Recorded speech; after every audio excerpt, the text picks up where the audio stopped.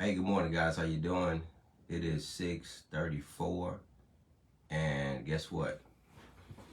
Facebook app wanted to update at the worst time, so good morning. I apologize, I'm a few minutes late, but definitely excited about the topic I'm talking about this morning. I got my doctor's hat on today, and I'm gonna speak about what I talk about in my profession all the time.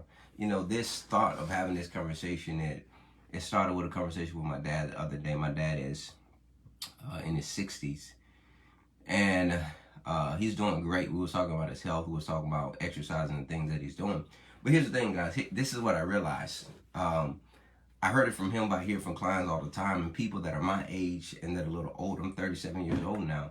And my dad said that he talks to other individuals that are in their 60s, and my dad looks young, so people don't really know how old he is. And they may be talking about their pain that they're having, pain that they're experiencing, or they're achy in the joint, they're achy in the shoulders, back, X, Y, and Z. And they say something like, yeah, just wait, when you get older, you will see that pain comes. How many of you know that, unfortunately, there's an expectation that as we age, that we will start to hurt more? And I just really want to dismantle that myth, because that's not really true. So some of us are operating from a paradigm that as I'm getting older, as I get in my 30s, as I get in my 40s, as I get in my 50s, that automatically I'm supposed to start having pain. Now, I would say this: every decade brings different challenges in the body. The body is not the same, the elasticity of collagen, which is a component of the tissue, it doesn't stretch. Meaning that you're not as flexible as you used to be when you're in especially if you're not doing it regularly, as you were when you were in your teenage years, when you were in your 20s. So there are some things that if you stop doing, if you don't use it, you absolutely will lose it.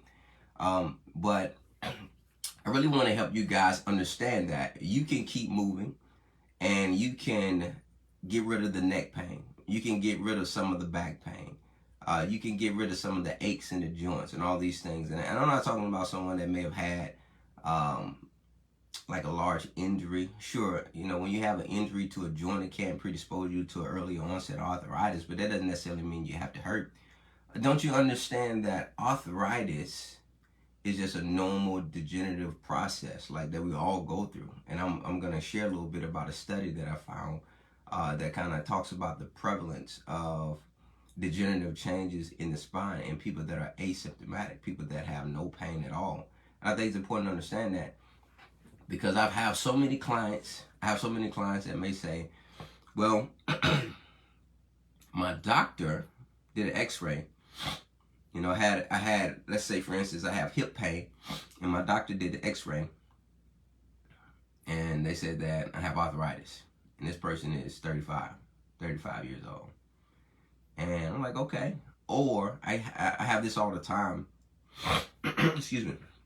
Someone that may be in their 40s and 50s come in with lower back pain, and they say that the doctor told them, based off the MRI, that they have a herniated disc, or that they have just degenerative changes of the spine, degenerative changes of the disc. I'm like, okay. And then this is when I have to connect the dots of helping them to understand the value of imaging a picture of your spine compared to what they're feeling clinically. Because if you don't have the knowledge, then, because there's a void that's there, and if you don't have the knowledge, then it could create a level of misunderstanding. And here it is. Let me share some with you from a study. So this is a systematic review. So systematic review is pretty much a collection of studies. So it's a collection of studies. So it's when it comes down to research, is one of the strongest types of study, versus a case study, randomized controlled trial, X, Y, and Z. But systematic literature review.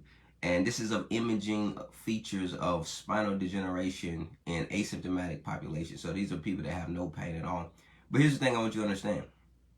So we're going to talk about age, and we're going to talk about what's up, Angela? Good morning. We'll talk about age, and we'll talk about how the prevalence, age-specific prevalence of degenerative changes in the spine. Now, when we talk about degenerative changes in the spine, I'm talking about the height of your disc has shrunken. So meaning that if you're looking at your x-ray, you should have a certain amount of height in between every bone, So you have the bone, and you got a disc in between. Well, that disc height over a period of time can shrink.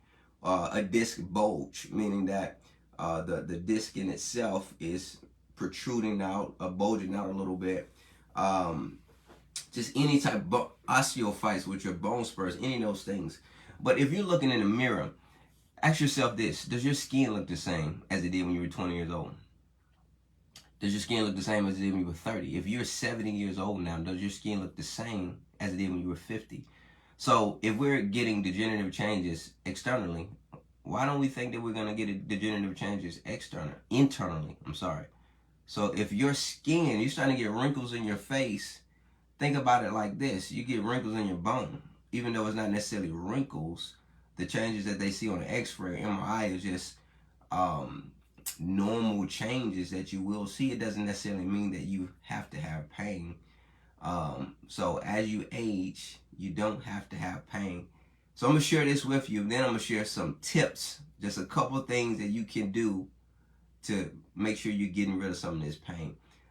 So check this out. In your 20s, there's a 37% of people that are totally pain-free. 37% of these individuals have disc degeneration. If you skip ahead to 40 years old, in the 40s, 68%. If you skip ahead to 50 years old and above, 80%, so on and so forth. If you go to 80, it's 96% chance that you're going to do an MRI and you're going to see some type of degenerative changes. So guys, degenerative changes on the spine do not necessarily mean that this is the cause of my pain. Sometimes the cause of your pain could be because you have a poor posture and you sit like this all day. Sometimes the cause of your pain could be because you're doing a repetitive movement with wrong body mechanics. You may be, your job may require you picking something up from the floor and twisting and turning, and you're not using the proper body mechanics, and you just work tissue too much. You can either, when it comes down to tissue, let's talk about muscle. It needs stress, but you can give it an adequate amount of stress, you can overstress it, or you can understress it. And there are two of those conditions that can create discomfort. A lot of times when you're looking at endurance athletes, excuse me, I don't know what's going on here.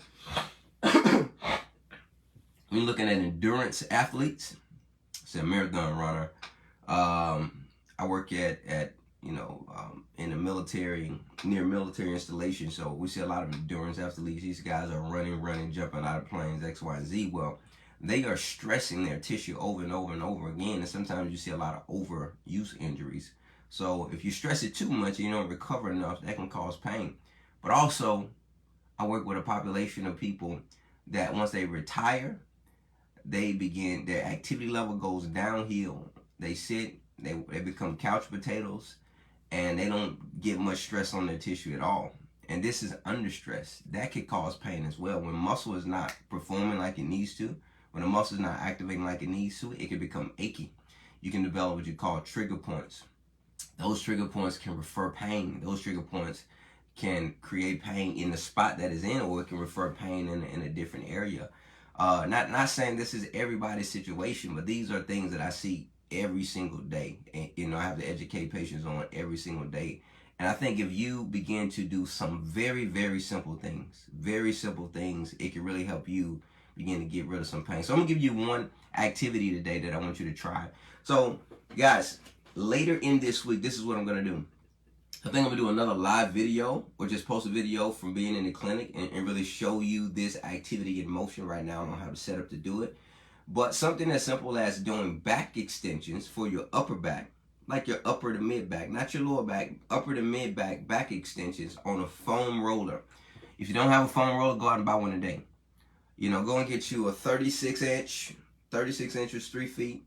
I think it's normally 6 inches in diameter. You don't need one with all of the humps and bumps and all those things, because we're really not focusing on soft tissue. You're not trying to roll out your muscles. You're trying to get better spinal mobility. You're trying to get better mobility in our spine. All throughout our lives, we sit and we're like this, and we're forward, and our head begins to slump forward. And you're on the computer all day. You're looking at your phone all day. This area right here becomes very, very tight.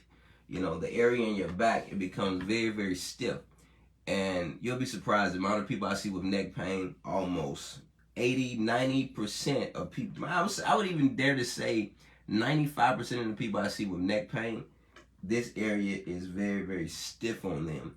Because guess what? You don't know what you don't know. So if you don't know that you need to work on improving your posture, mobilizing that area with doing chin tucks, using a foam roll to take your spine in the opposite direction, because gravity is pulling you down here all day. If you don't know those things, then your tissue is going to begin to change and adapt in a way that you don't want it to, and that's going to start to cause pain. So man, a simple thing you could do, I want you to type in, I may give you a couple things, but go to Google and type in thoracic. So that's the part of your spine that you're focusing on, thoracic spine extension. So that's THORACIC, thoracic spine extension. This is extension. You're going back on foam roll. So I'm going to say that again. I'll post it in the comments afterwards. So, but thoracic spine extension on foam roll. In fact, I may try to post a link to show you this exercise in motion. But that's going to save you. Now, you can do it sitting up in the chair where you kind of put the foam roll back here and you're going back. You could, but guys, guess what? You can do this with a towel. Just get a towel, roll it up real tight. If you get a big towel, roll it up real tight, put a rubber band on it, and put it long ways going across your spine, right here in the back of your chair. And it needs to be a firm chair, right? And then you just going just like that. Or you can, just like so. So if you're doing this laying on your back, this is one thing I recommend. Putting your hands behind your head and going straight back. But we'll get more into the exercise portion of it later in the week, so keep following, and we'll definitely post some of that stuff. But here's another thing. Here's the second thing. Cervical retraction. So the one I just showed you. And when you're keeping your chin level and you're going straight back. You ever seen a chicken move his neck? So when I grew up, grandmother had chickens. So you see little chickens walking around pecking. So that motion, but you're not going forward, you're going backwards. So you go backwards, and you can help with your hand, pushing yourself back a little bit. But that in itself, it can begin to loosen some areas that are tight. And obviously, if you have neck pain, I would highly recommend first getting evaluated by a physical therapist or going to your medical doctor and letting them point you in the right direction.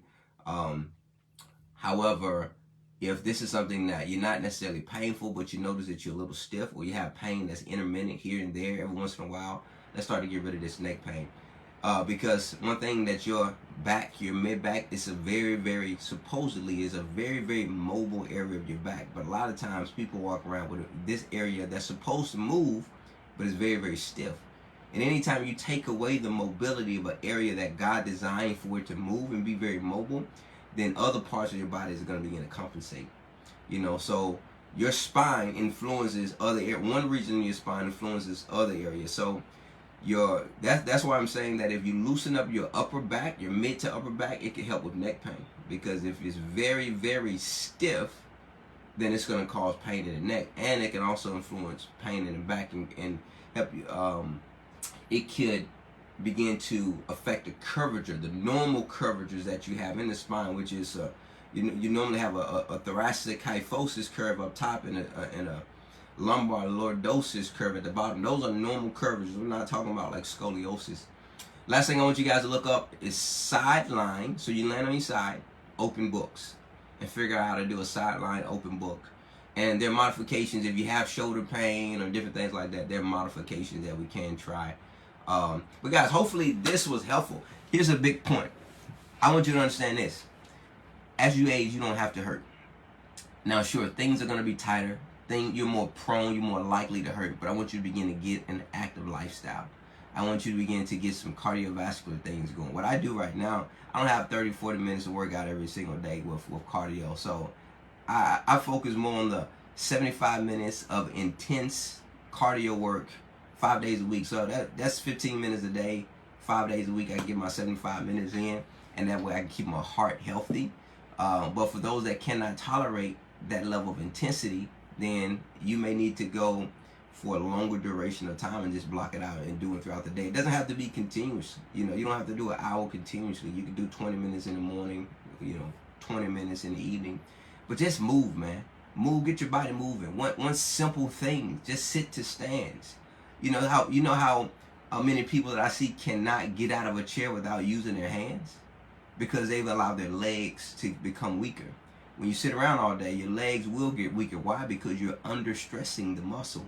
And if you don't give the muscle the proper stress, the muscle doesn't know to keep doing what it's supposed to do. It doesn't know to stay strong. You got to make the muscle stay strong and allow it to maintain the strength by stressing it to some degree.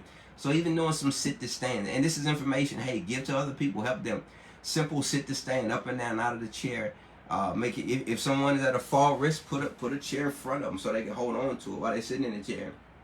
Stand up and down, work to getting to 10, then 2 sets of 10, then 3 sets of 10. But guys, I'm not going to prolong this. It was an absolute blessing being able to share with you. Listen, my wife and I, we have a YouTube channel. It's called Winning Against Resistance. Please go and subscribe. Our goal is to allow God to use us to share the content that He's given us. He's allowed me to work in this profession for 10 years. Been a really orthopedic physical therapist. My wife is a pediatric nurse, so we have a segment of Winning Against Resistance where we're going to utilize the knowledge and the skill base we have to add value to people and just give the information we have in our hearts and our minds to people, because it's not for us.